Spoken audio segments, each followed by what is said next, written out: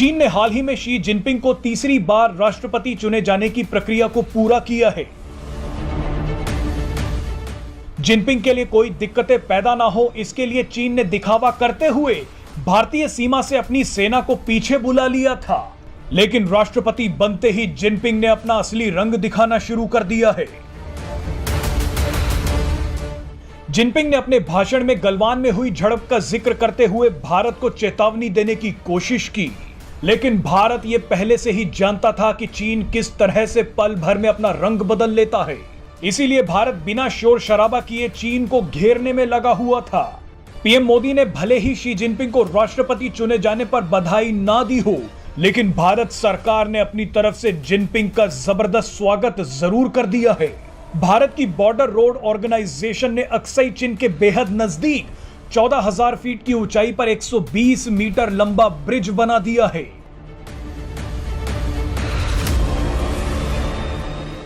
यह class 70 bridge है, जिसका मतलब यह है कि इस ब्रिज से 70 टन वजन एक साथ गुजर सकता है। यानी इस ब्रिज के बनने से सेना को अपने टैंक और दूसरे सैन्य साजो सामान बॉर्डर तक पहुंचाना आसान हो जाएगा। रक्षा मंत्री राजनाथ सिंह ने इस ब्रिज का उद्घाटन किया। इस ब्रिज के साथ ही रक्षा मंत्री राजनाथ सिंह ने बॉर्डर पर बने 75 ब्रिज, 27 सड़कें और 2 हेलीपैड भी देश को समर्पित कर दिए हैं। इनमें जम्मू कश्मीर में 20, लद्दाख में 18, अरुणाचल प्रदेश में भी 18, उत्तराखंड में 5 और सिक्किम, हिमाचल प्रदेश, पंजाब और राजस्थान में 14 प्रोजेक्ट हैं। इस वीडियो में आपको बताएंगे कि कैसे भारत ने चीन को घेरने का पूरा प्लान तैयार किया है।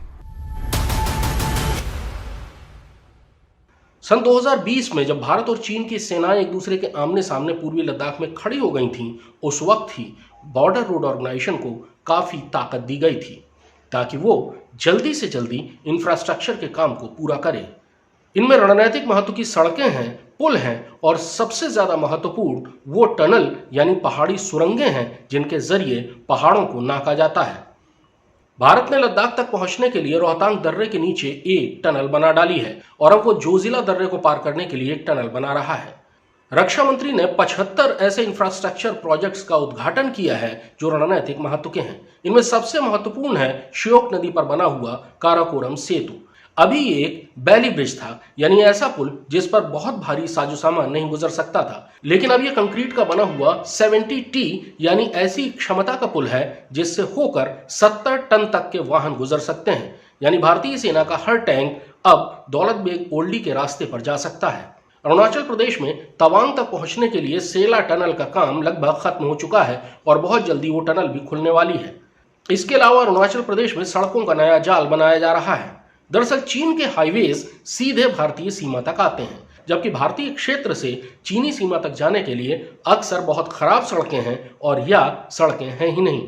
लेकिन अब इन सारी गलतियों को सुधारा जा रहा है।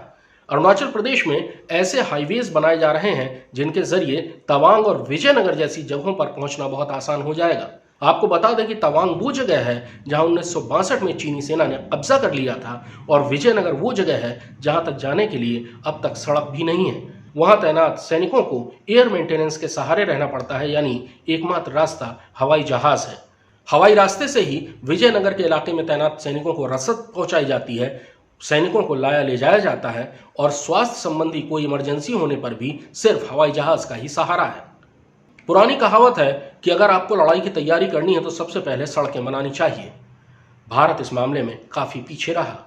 इसमें कुछ हाथ भारत की भौगोलिक परिस्थिति का है। दरअसल भारत की तरफ हिमालय ऊंचाई में उठता है, जबकि चीन तिब्बत के पठार पर बैठा हुआ है।